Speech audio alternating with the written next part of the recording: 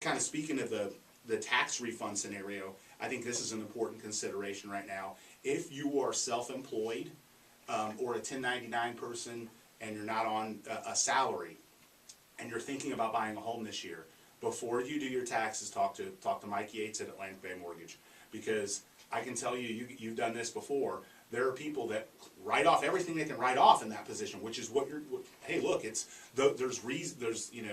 the reasons the code's in place the way it is. There are reasons for it, but the downside is if they chop their income down too much, it may eliminate their ability to qualify. So they may have to pay a little bit more tax, and not be as aggressive with write-offs and that sort of thing. And certainly we're not CPAs. We're not giving you tax advice. We're telling you to really do your due diligence and communicate with all the professionals around you, because your financial goals and the things that you do could get impacted by what it shows on those taxes, and it could hurt your ability to buy if you write off too much and your income's too low for you to qualify.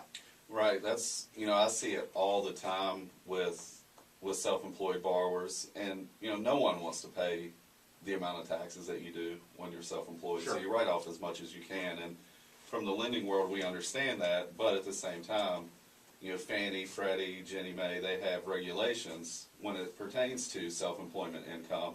So I've seen people that make $1 million a year in gross sales, but then you get their tax returns and they've only paid themselves $30,000, or they only show $30,000 in income.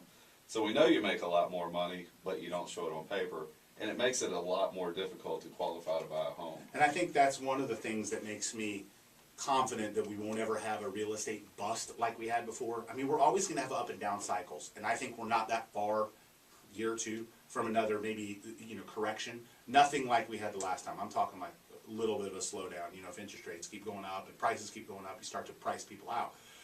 But one of the things that gives me solace is knowing that the principles and fundamentals of the mortgage world to prevent and protect and kind of really have those guidelines in place. And people may get discouraged, and I know when you're self-employed, and you own your own business and you're qualified for a mortgage too, plan for a lot of documentation. I mean, you're going to have to show.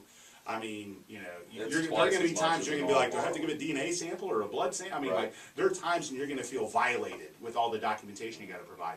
But that's the ramifications of what we went through and the steps that we're taking to help prevent it. Some people feel it goes a little too far, but look, our real estate market's been healthy for a long time, so I don't see that. So,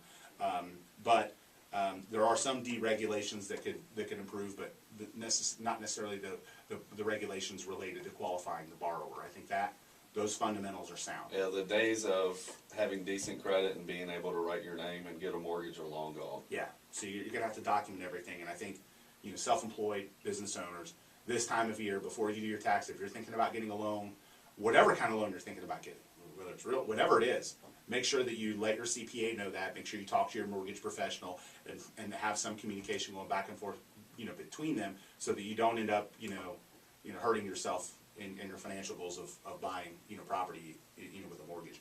So again, you're listening to the Duncan Duo Real Estate Show. We're going to be back with our last segment, wrapping up the show with Mike Yates and Ben Turek from the Duncan Duo after a quick break here on 970 WFLA.